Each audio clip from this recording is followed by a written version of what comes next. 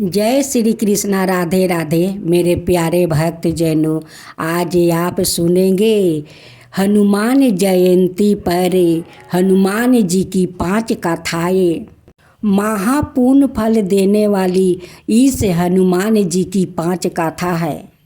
इस कथा को आप लोग पूरा सुनिए, अधूरा मत सुनिए। अधूरा सुनेंगे तो हनुमान जी को बहुत दुख होगा और श्री राम जी को भी दुख होगा कि देखो मेरे भक्त लोग मेरी पूजा तो करते हैं लेकिन मेरा पूरा कथा नहीं सुनते हैं, तो भक्त लोग का कैसे ज्ञान मिलेगा। इस कथा को सुनिए और ज्ञान को प्राप्ति कीजिए।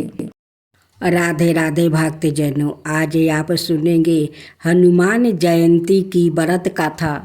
एक बार अग्निदेव से मिली खीर। राजा दशरथ ने अपनी तीनों रानियों को बांट दिया। कैकई को जब खीर मिली तो चील ने झपट मारकर उसे छीन लिया और उसे अपने मुंह में लेकर उड़ गई। उड़ते उड़ते रास्ते में जब चील अंजना माता के आश्रम के ऊपर से गुजर रही थी तो माता अंजना ऊपर की ओर देख रही थी और उनका मुंह खुला होने की वजह से खीर उनके मुंह में गिर गई और उन्होंने उस खीर को गटक लिया। इससे उनके गर्भ में शिव जी की अवतार हनुमान जी आ गए और फिर उनका जन्म हुआ। हनुमान जी की जन्म के विषय में दूसरी कथा यह है कि समुद्र मंथन के बाद जब भगवान शिव ने भगवान विष्णु को मोहिनी रूप देखने को कहा था, जो उन्होंने समुद्र मंथन के दौरान देवताओं और असुरों को दिखाया था, उनकी बात का मान रखते हुए भगवान विष्णु ने मोहिनी रूप धारण कर लिया। भगवान विष्णु का आकर्षक रूप देखकर शिव जी आकर्षित होकर कामतुर हो गए और उन्होंने अपना वीर्य गिरा दिया, जिसे पवन देव ने शिव जी के वानर राजा केसरी की पत्नी अंजना के गर्भ में प्रवेश कर दिया। इस तरह माता अंजना के गर्भ से वानर रूप में हनुमान जी का जन्म हुआ। उन्हें शिव का 11वां रुद्र अवतार माना जाता है। आज हनुमान जयंती है। कहते हैं कलयुग में एक ही जीवित देवता हनुमान है। चैत्र शुक्ला पक्ष की नवमी पर राम जन्म पूर्णिमा पर हनुमान भगवान हनुमान से जो सीखना चाहिए वो है निर्भय रहने की। काले हनुमान विश्वास के देवता है। विश्वास दोनों तरह से हो, परमात्मा पर भी, सवाए पर भी, बाहर भी, भीतर भी। भरोसा ही एकमात्र चीज है जो सूर्य को मुंह में राख लेने से लेकर समुंदर लंघन तक के काम करवा लेते हैं। इंसान के जीवन में 3 ही भाव होते हैं। पहला बरस, दूसरा शोक और तीसरा भय। हर्ष यानी खुशी, शोक यानी दुख, भय का मतलब डर। डर ही सफलता के रास्ते की सबसे बड़ी रुकावट है। डर असफलता का भी होता है। सफलता को बरकरार रखने का भी भय बाहरी भी होता है। भीतर का भी डर कोई भी हो या हमें जिंदगी में आगे बढ़ने से रोकता है। भगवान हनुमान से सीखे कैसे अपने ऊपर डर को हावी होने से रोका जा सकता है। दूर से जो चीज़ें समस्या की तरह दिखती है वो संविधान भी हो सकती है। रामायण का खिस्सा है, रावण ने सीता का हरण किया तो उनकी खोज में राम और लक्ष्मण जंगल में भटक रहे थे। सबरी के कहने पर वो सुग्रीव से सहायता मांगने गए। सुग्रीव अपने भाई बलि से बचने के लिए ऋषिमुख नाम के पहाड़ पर रहते थे, क्योंकि बलि एक श्राप के कारण इस पहाड़ पर नहीं आ सकता था। राम और लक्ष्मण को ऋषिमुख पहाड़ के पास देखकर सुग्रीव घबरा गया। उन्हें लगा कि बलि खुद नहीं आ सकता है तो उसने मुझे मारने के लिए योद्धा भेज दिया है। सुग्रीव ने हनुमान से कहा कि वो उनकी रक्षा करे। हनुमान ने जवाब दिया, बिना ये समझे कि वो लोग कौन है कोई फैसला नहीं करना चाहिए। पहले उनके पास जाकर यह पता करना चाहिए कि यह दो लोग कौन है। हनुमान ने अपना रूप बदला और ब्राह्मण बनकर राम लक्ष्मण के पास पहुँचे। जब बात की तो पता चला ये तो राम है जिनका नाम हनुमान दिन रात जापा करता है। वो दुश्मन नहीं है। सुग्रीव से मदद मांगने आए और दूर से जो समस्या देखा रही थी वो दरअसल संविधान थी। हनुमान सिखाते हैं किसी भी परिस्थिति से डरे नहीं, उसे समझने की कोशिश करें। हो सकता है वो आपके लिए मददगार साबित हो। कहानी दूसरा है, समस्या से डरे नहीं, उसे कैसे सुलझाया जा सकता है यह सोचे। डर को जीतने की काल में हनुमान पूर्ण है। कई घटनाएं हैं जिन्होंने उनके मन में भय पैदा करने की कोशिश की, लेकिन वो बुद्धि और शक्ति के बल पर उनको हरा कर आगे बढ़ गया। डर को जीतने का पहला मैंने जमेट को फाड़ा यही से निकला है कि अगर आप विपरीत परिस्थितियों में भी आगे बढ़ना चाहते हैं तो बल और बुद्धि दोनों से काम लेकर आना चाहिए। जहाँ बुद्धि से काम चल जाए वहाँ बल का उपयोग नहीं करना चाहिए। रामचरितमानस के सुंदरकांड का प्रसंग है। सीता की खोज में समुंदर लांघ रहे हनुमान को बीच रास्ते में सुरसा नाम की राक्षसनी ने रोक लिया। हनुमान को खाने की जिद की। हनुमान ने बहुत मनाया लेकिन वो नहीं मानी। वचन भी दे दिया, राम का काम करके आने दो, सीता का संदेश उनको सुना दूं, फिर खुद ही आकर आपका आहार बन जाऊंगा। सुरसा फिर भी नहीं मानी। वो हनुमान को खाने के लिए अपना मुंह बारा करती। हनुमान उससे भी बड़े हो जाते। वो खाने की चीज़ पर अड़ी रही लेकिन हनुमान पर कोई आकर्षण नहीं किया।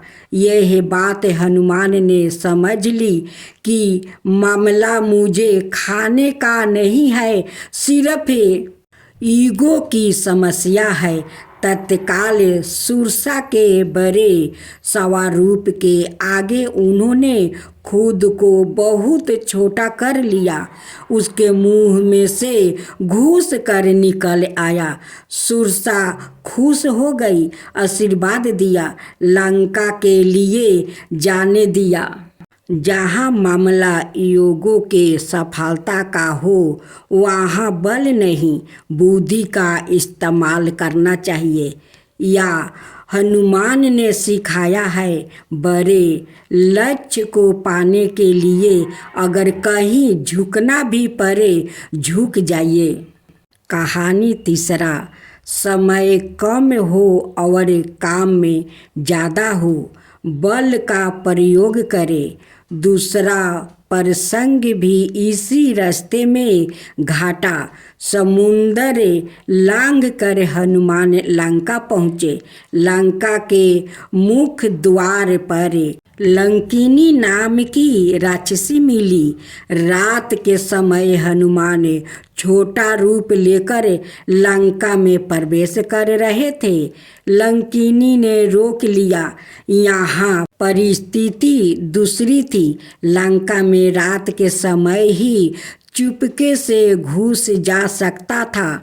समय कम था। हनुमान ने लंकिनी से कोई वाद विवाद नहीं किया, सीधे ही उस पर प्रहार कर दिया।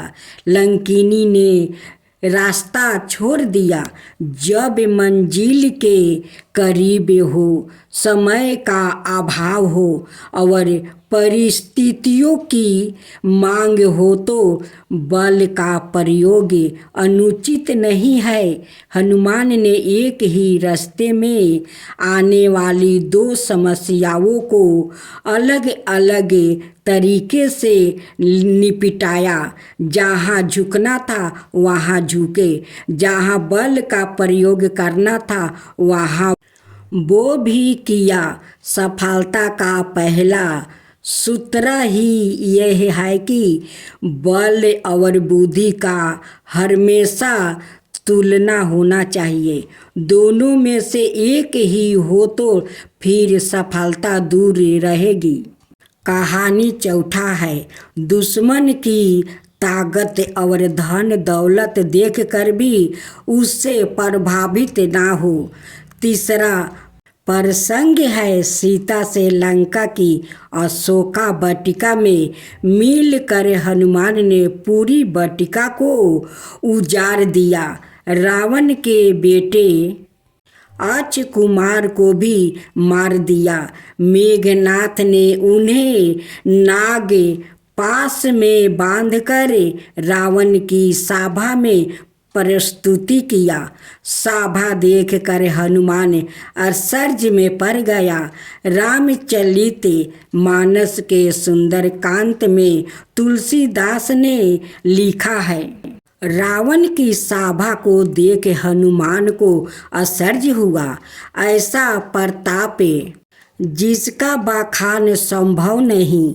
देवता और दिग्पाल हाथ जोड़े खड़े हैं, डरे हुए केवल रावण की वीर कुटियों को ही देख रहे थे। ऐसा प्रताप देखकर भी हनुमान के मन में कोई भय नहीं था। वो ऐसे खड़े हुए थे जैसे सांपों के बीच गरुड़ रहते हैं। रावण के बेभाव और बल को देखकर भी हनुमान तनिक विचलित नहीं हुआ। दुश्मन और बुरे लोगों के बेभाव को देखकर उससे प्रभावित ना होना यह बहुत कठिन काम है। शत्रु के सामने बिना भय के रहे, उसकी ताकत और सामर्थ्य से भयभीत ना हो, यह हनुमान सिखाते हैं। आपकी पहली जीत यही हो जाती है जब आप इसके प्रभाव में नहीं आते। अगर उसको बेभाव का लेस मात्रा भी असर आपके मन पर हुआ तो फिर जीत की रहे मुश्किल हो जाती है। रावण की पहली हार उसी समय हो गई जब हनुमान ने उसके सामने बिना किसी संकोच के उसकी गलतियों को गिना दिया। अक्सर लोग यहाँ चूक जाते हैं। दुश्मन के सामने जाते ही आधे तो उसकी शक्ति के आगे झुक जाते हैं। हनुमान के मन में यह बात दृढ़ थी कि रावण का जो भी वैभव है वो अधर्म से पाया हुआ है, पाप की कमाई है, इसलिए यह बहुत कीमती होते हुए भी बेकार ही है। कहानी 5वां। दुश्मनों के खेत में जाए तो वहाँ भी अच्छे लोगों की पहचान करे। आज के कपरोट कल्चर में भगवान हनुमान से यह गुण सीखना काफ़ी ज़रूरी है। सीता की खोज में लंका गया।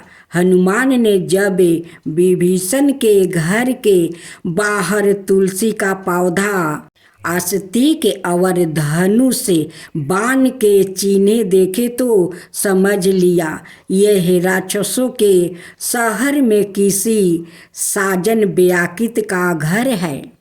उन्होंने विभीषण से दोस्ती की और बातों बातों में उन्हें भगवान राम के गुणों के बारे में बताया। सीधे यह नहीं कहा कि तुम हमारे खेल में शामिल हो जाओ। बस विभीषण के मन में उत्सुकता का एक बीज बो दिया। जब रावण ने विभीषण का अपमान करे उसे लंका से निकाला तो विभीषण को हनुमान की कही बात याद आई कि श्री राम अपनी शरण में आए हर व्याकित की रक्षा करते हैं। वो सीधा राम की शरण में पहुंच गया।